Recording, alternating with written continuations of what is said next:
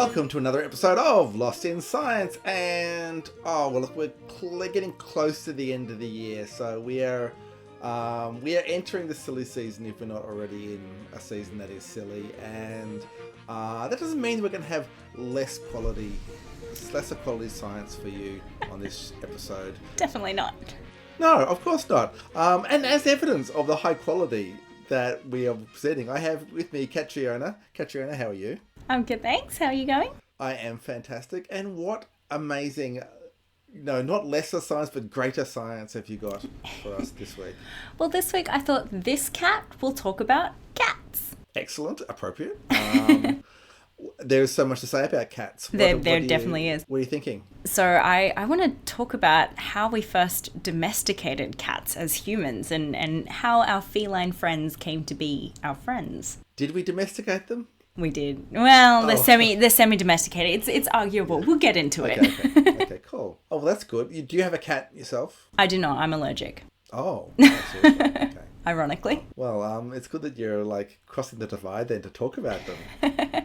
So you're more a dog person then, would that Definitely. be the case? Yeah. Okay, fair enough. I mean, they're cute. Cats are cute in videos, but okay. Too close and I get sneezy. Fair enough. Well, I have a cat, so I will consult her as needed in this story. I am talking about another type of animal, and a very kind of seasonally appropriate one. I'm talking about Christmas beetles. Are they red and green? No, you're not familiar with them. They're those kind of shiny, kind of iridescent beetles that are often seen around the Christmas period. So they kind of look a bit like Christmas ornaments, and they come around at Christmas time, so that's why they have their name. But a lot of people have lately noticed that they're not around as much as they remember them being around in their childhood. Those and cicadas. Oh, really? Yeah, I haven't heard them as much lately. I don't know. Well, maybe we'll discuss that kind of that sort of thing as well. There could be related things going on, or different phenomena perhaps as well. But yeah, with the Christmas beetles, there is actually underway at the moment a citizen science project from the University of Sydney to try and count Christmas beetles as much as possible and get some data on whether they are declining, and if so, how much, and where they are appearing as well. So we'll talk about that project, and also what Christmas beetles are and what may be behind a decline if it is happening. So yes, a lot to discuss in this week's show, so we better get on with it. On with the show.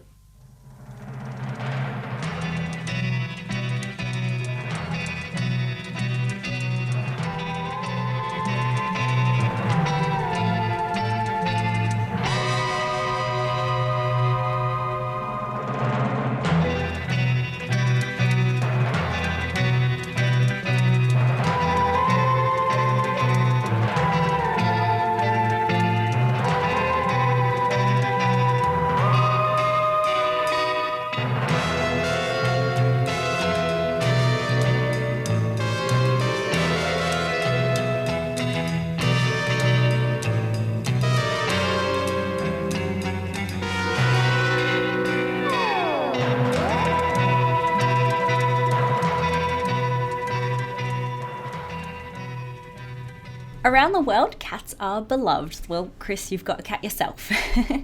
And in fact, if the internet is anything to go by, I'd say we're obsessed. But when did humans first adopt our feline friends?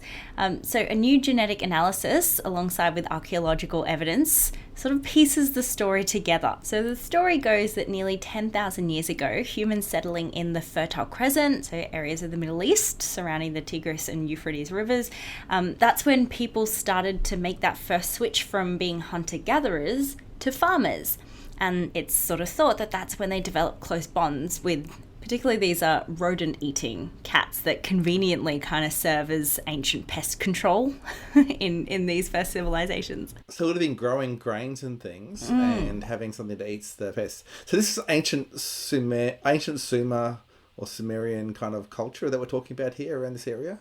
Yeah, exactly. Because essentially people are going from, that kind of nomadic hunter-gatherer to more of a sedentary kind of lifestyle. And they needed to build larger settlements, and for larger settlements and societies in one spot, you kind of need to store food. And as you said, grain is a big thing.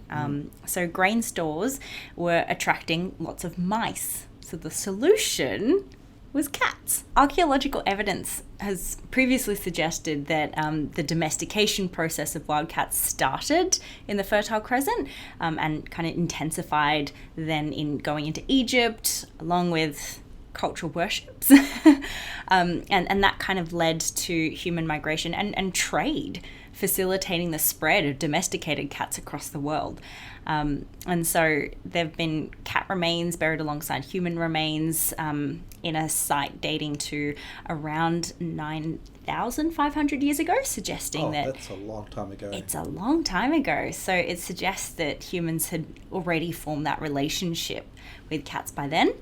And the earliest remains of suggested tamed cats in Egypt date to the 4th millennium BCE and suggest that felines became kind of integral to Egyptian culture, which we kind of know now that, they were worshipped. Yeah. So 4th millennium, so that's about like 6,000 years or so ago.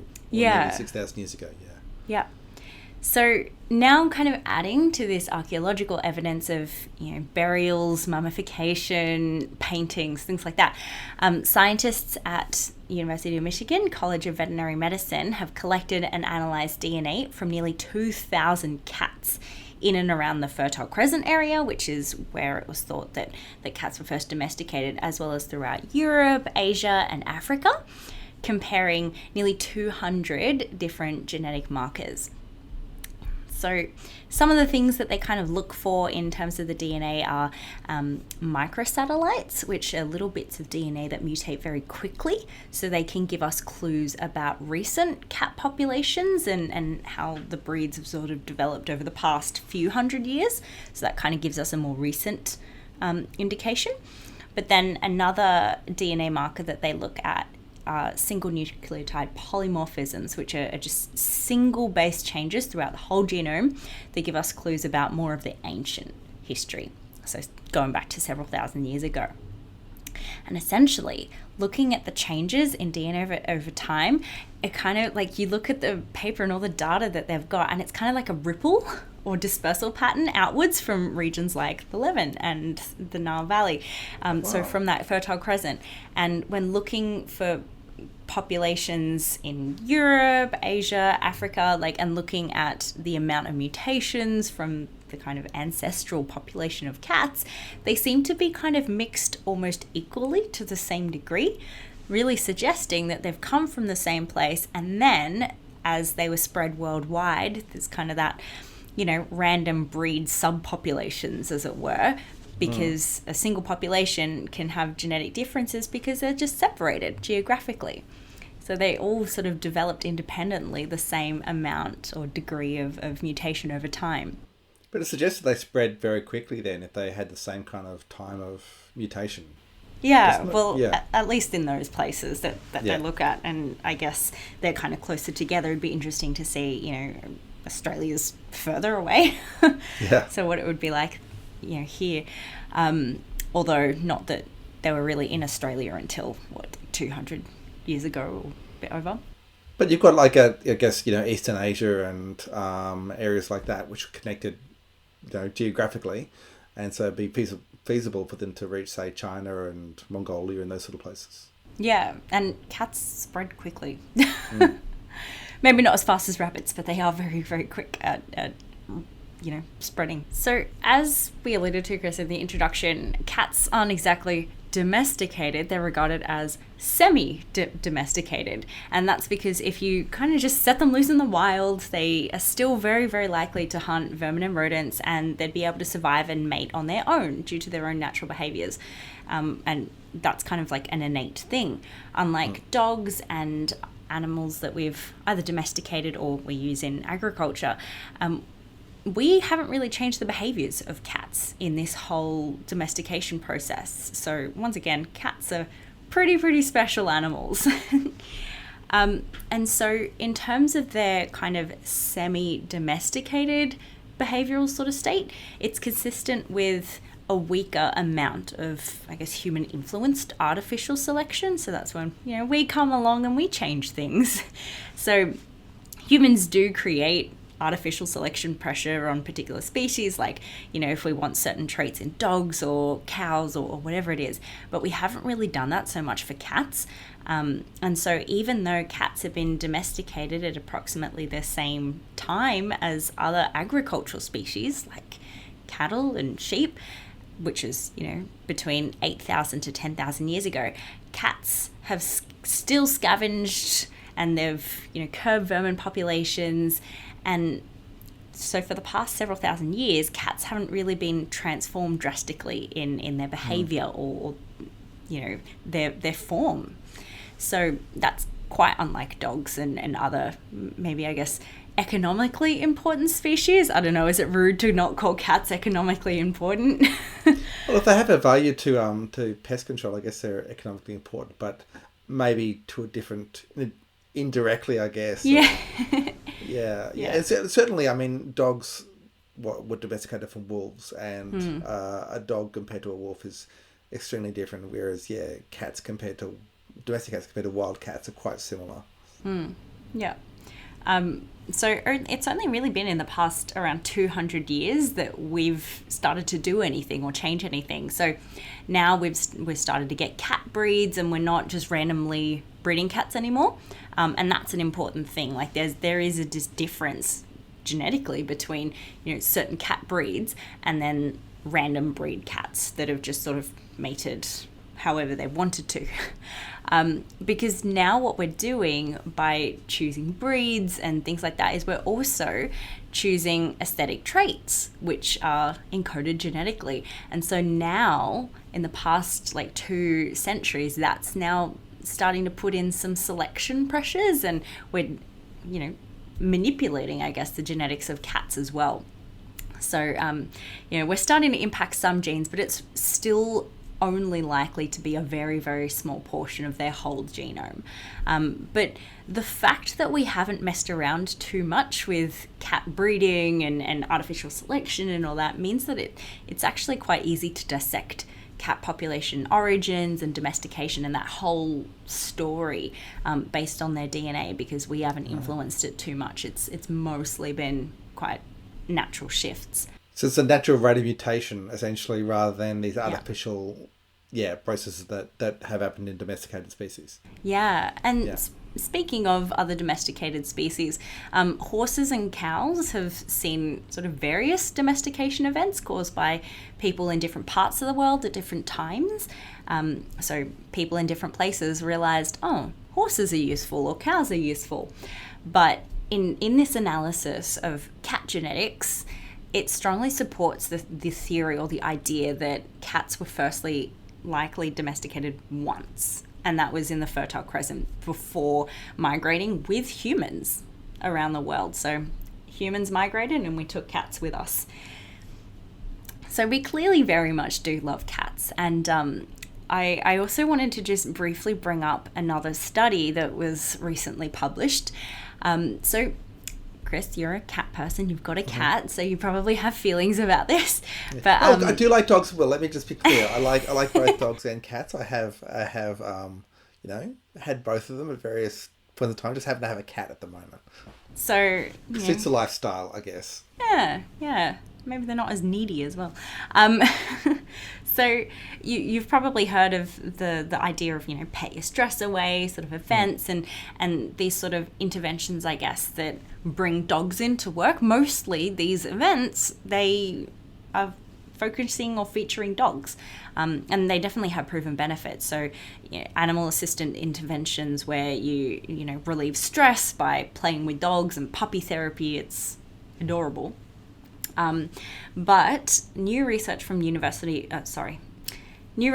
Washington State University shows that more people might be benefiting if we add cats to that as well.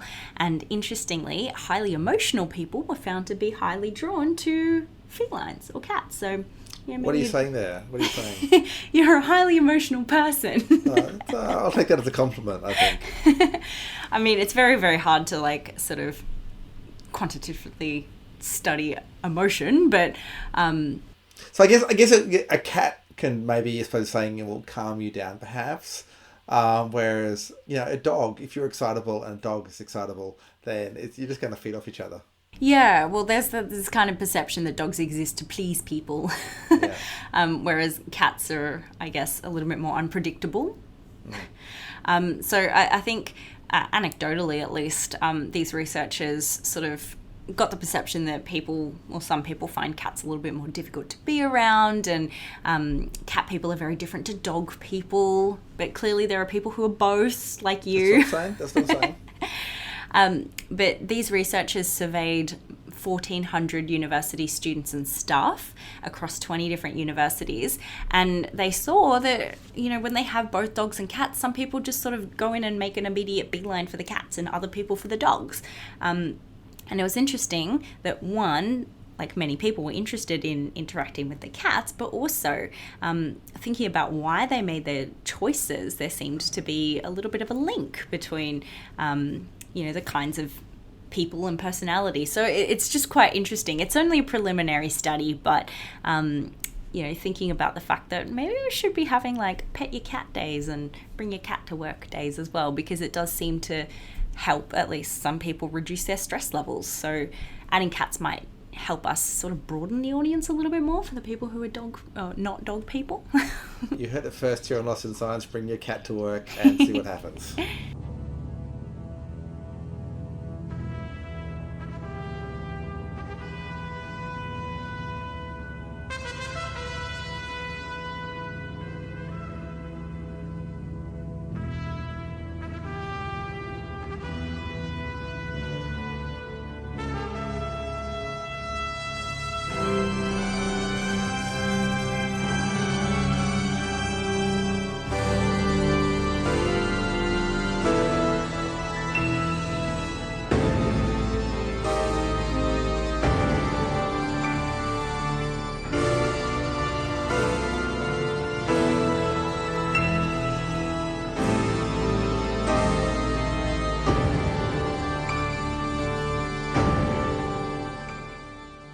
Across Australia on the Community Radio Network, you're listening to Lost in Science.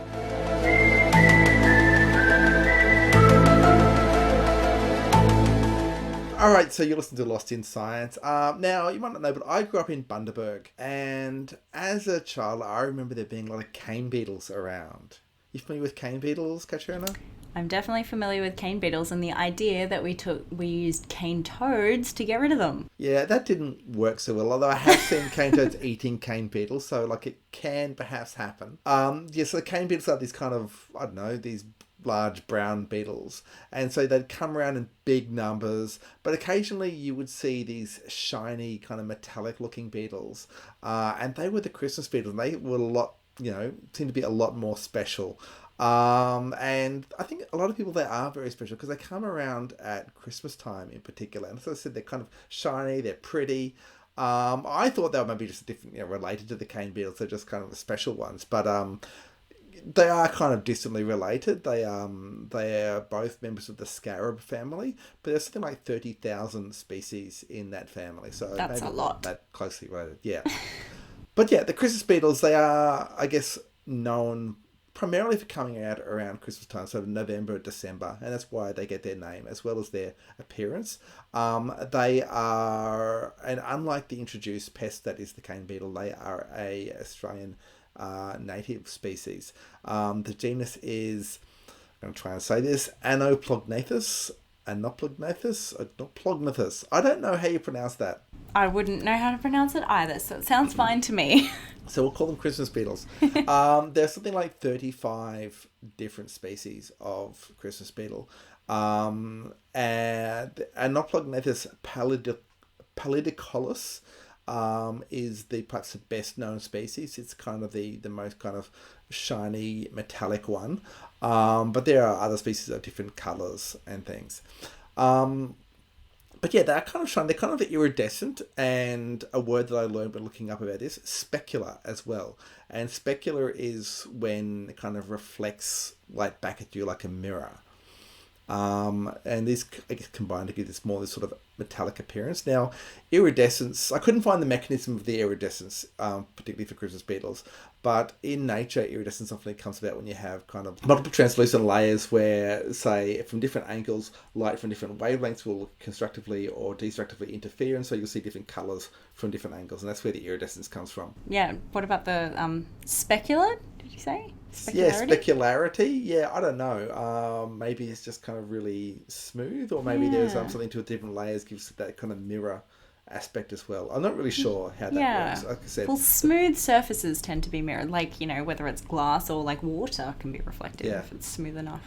But look, I don't know. But like, they're very pretty beetles, is what I'm saying. Yeah. And a lot of people do think of them fondly, and as a result of people, I guess, thinking about them, being quite fond of these things, they have noticed a change, it seems. There is anecdotally reports of a decline in numbers of these Christmas beetles. Now, anecdotes are not data, as the famous saying says. We have a bit more than that. There are, like, for instance, news reports from early in the 20th century that discuss huge numbers drowning in Sydney Harbour, you know, with tree branches bending under the weight of the beetles. Oh, wow, like so many on a branch. Kind of plague proportions almost. And that clearly isn't observed today. But really we need some actual data. And Associate Professor Tanya Latty from Sydney University is trying to get some data. She's running a citizen science project called the Christmas Beetle Count. So how this works is they're asking people to download an app called iNaturalist, and when you see what you think is a Christmas beetle, you take a picture of it. The app itself has some artificial intelligence that can help identify the beetle, make sure it is actually a Christmas beetle, and then record the picture and the location. They use the machine learning and artificial intelligence so that they don't have to send scientists out to every sighting to verify it. But yeah, it's the idea is that with enough people doing this, we get some data on where these beetles are and how many are being seen, ideally. And it is apparently this project has been going for a couple of years. This is the second year, and they're hoping they'll get some really good numbers this year. But I guess you really need to track it over a few years because, you know, otherwise you are, I suppose, still relying on, I guess, reports of what you think it was in the past. And like studies have shown, there's a similar kind of study I saw that was using Twitter to try and get some idea of changes in the weather, sort of try and work out if you can detect climate change by what people are talking about on Twitter. So people say, oh, it's a particularly hot day or it's a particularly cold day.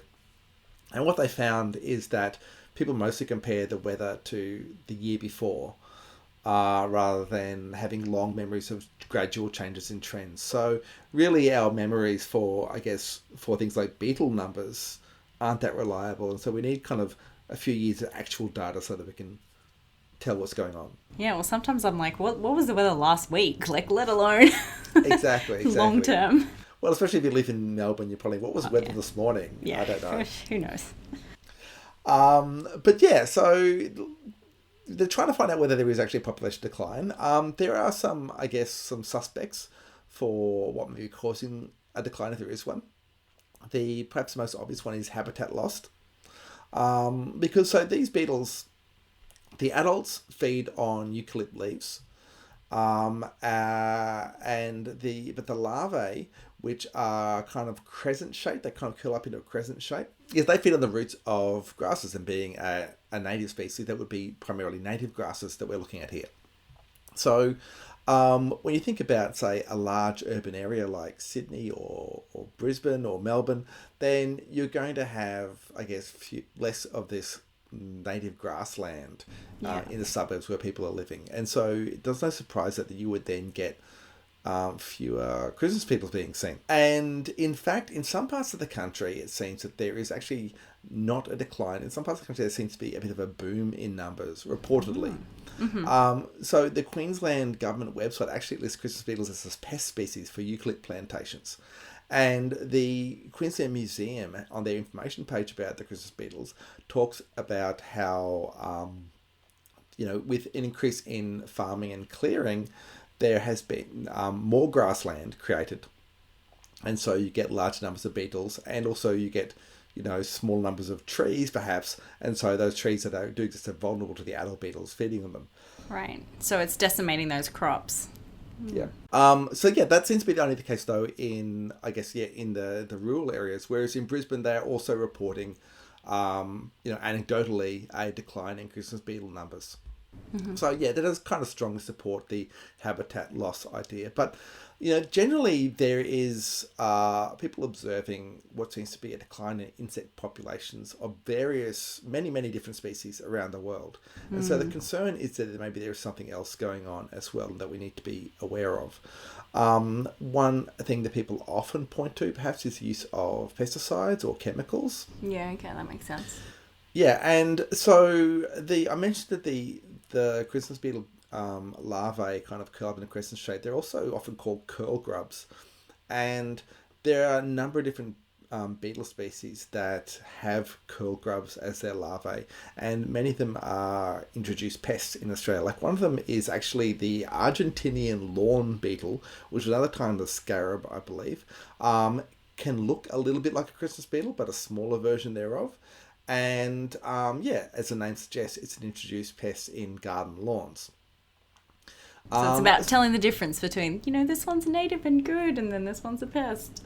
That's right. Or as has been suggested, maybe if you find some curl grubs, as they're known, don't automatically reach for the insecticides, because maybe it is a native species, and maybe that's part of the problem. But look, I guess before we find out what's causing the decline, we have to find out whether there is a decline, which is where the Citizen Science Project comes in. So, look, if you want to get involved, then you can download the iNaturalist app. It's called that, just a letter I and then the word naturalist. Report any Christmas beetles that you find. And hopefully we can get to the bottom of this Christmas beetle mystery with the help of a few citizen scientists. Citizen science is so powerful. Like, I know University of Victoria has got the bogon moth tracker, because bogon moths are another insect that have been declining recently. But yeah, all of that information captured in a photo, like where you saw it, the time you saw it, and like what it was. I think that's so powerful, and we kind of sometimes don't think about it so much, like how powerful photos are, like in citizen science. Well, it's also, I guess, the amount of data that's needed for this kind of research as well. So you talked about cicadas earlier, and how you haven't noticed as many cicadas around much lately. Now, many cicadas have, I guess, take many years to mature, and they often come in waves, in cycles, over several years. And so you can get big differences from year to year by purely natural causes. But, unless you actually track these things with the data, you don't know whether it is this kind of year-to-year shift or whether there is a long-term trend. These things are widely distributed. You can't just set up one little kind of plot somewhere and track the number of beetles or cicadas or insects in that one little plot. You need to do it over a larger area. Yeah, well, as you've said, with the beetles, it's very different in Queensland, even in the rural versus urban areas. Exactly, yeah. So, you do need a lot of people looking at a lot of insects to get this real data. So, hopefully, because this is a much-loved insect, hopefully this will get some answers and, give us some clues to what's going on with all the other insects in the world.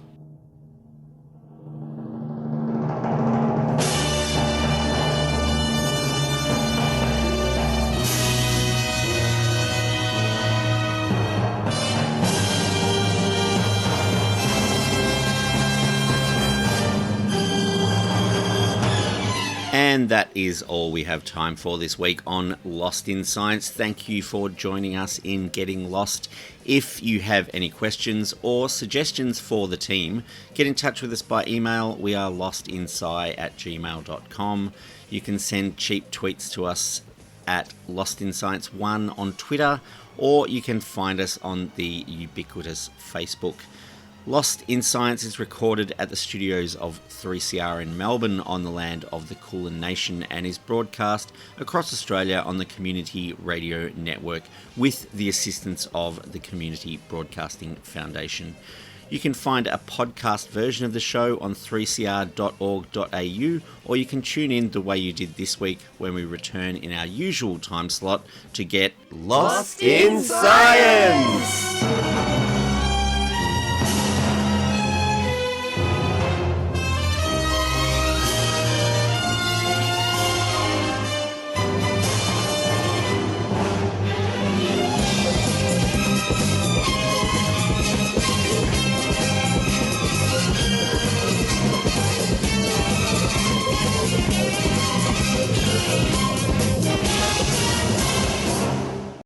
Thanks for listening to a 3CR podcast.